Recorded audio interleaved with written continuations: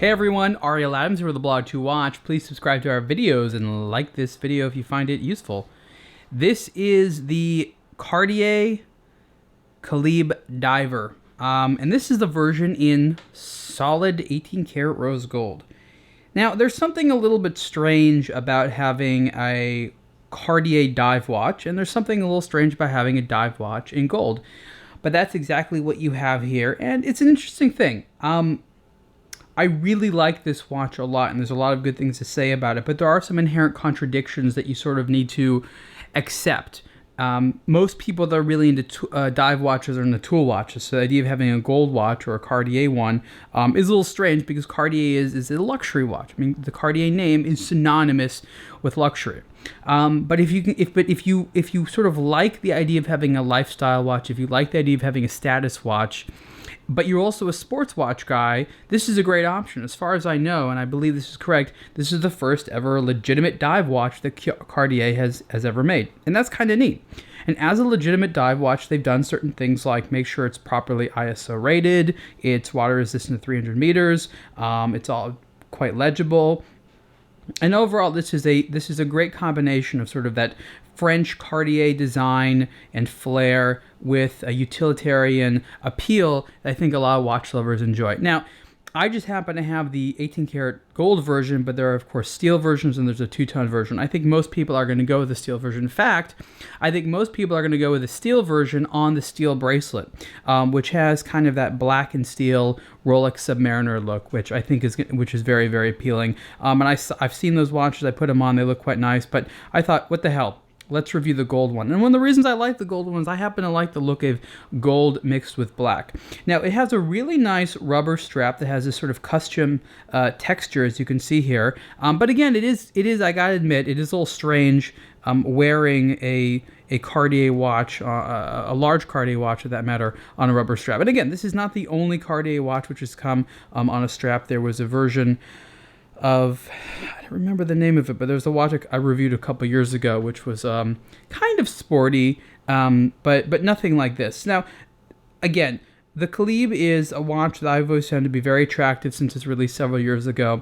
This was actually the first ever watch from Cartier with sort of a more high volume compared to its very high-end collection of in-house made movements. So when the Calibre was released, it also had the 1904 MC in-house made movement, which of course is the movement inside of this watch, and that's been a base movement which Cartier has used to build on other complications, such as a chronograph, which also exists in the Calibre collection, but not the Diver.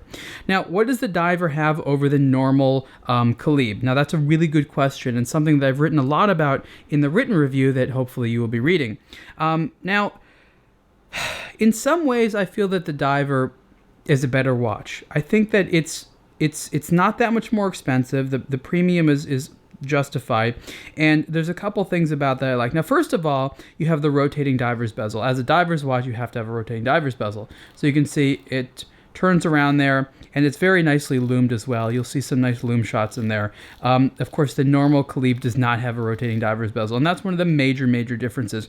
The dials are very similar to one another. There is a little bit of extra loom. The subsidiary seconds dial on the Diver is different, but overall they're very, very similar. And if you look at them side by side, you'll tell the difference. But if you just saw this one, for example, other than this thick rim of loom around the subsidiary seconds dial, you may not know the difference. Now, one of the most important things about this watch is a point that I cannot stress enough, is how thin it is. Most dive watches are known for being thick. As a 300-meter dive watch, this watch is just 11 millimeters thick, which makes it thinner, actually, than the Rolex Submariner. Now, I happen to love giant dive watches, but I also like very thin profile dive watches. So this is the dive watch you could easily wear, and it could go under a shirt sleeve without any problems. Now, what's interesting is that the normal Calibre is only water resistant to 30 meters. This one is 300 meters. Now, you might want to think about how much bigger this is compared to the normal Calibre. It's only 1 millimeter thicker. Now, that means they've increased the water resistance to 300 meters from 30 meters with just 1 millimeter, and that's kind of a big deal. 30 meters is like you can wash your hands with it, and that's it. In the watch world, 30 meters does not actually mean 30 meters. 300 meters means that you can dive with this, and there's very few people that are going anywhere near 300 meters, but it also means that this is a more durable timepiece. So for a little bit of a premium, you are getting a watch which is essentially much more durable. And that's something which I don't think that you can sort of overshadow with anything else. So you might like the style of the Calibre, but if you are someone who's going to use it for anything sporty and want that extra water resistance, I think you can't overlook the diving version. Again, let's just put this back on the wrist, and I want you to imagine for a moment this on the metal bracelet in steel. It looks really, really nice. You know, it's a good question. Is it a competitor of the Rolex? And I think in a sense it is. They're very, very different watches, but I think the type of person who's going after what I call a status diver has only a couple options. And if you want something else other than the Rolex Submariner, I think something like the Cartier Calibre Diver is a place where you're going to go.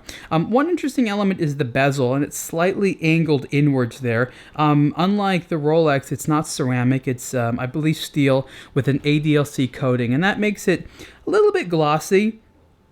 I think it has a nice look to it. I mean, it's overall a very attractive watch. If there's anything I would change, it might be the hands. I think that they could have been just a little bit expanded in terms of their size. They're definitely long enough. I just feel like they could be like a little fatter or something like that. One suggestion I had for Cartier was, as you can see the hands, especially here, they're loomed in the center, but then they're basically bordered with gold. Just make the entire hand one solid color, just completely painted in loom. They would look a little bit bigger, and I think that would fix it. But overall, I don't have a lot of complaints about this watch. The detailing is beautiful. I love the combination of the brushed elements and the little polished details. It's just a very good-looking watch and indicative of some of that style that you're looking for from Cartier. Of course, you have that blue sapphire cabochon crystal in there. Just a nice piece overall. This is at the top of the range, and it does not come on a solid gold bracelet because I think that would just be too much money. Maybe they would do it for some people as a custom thing, but it's not part of their standard collection.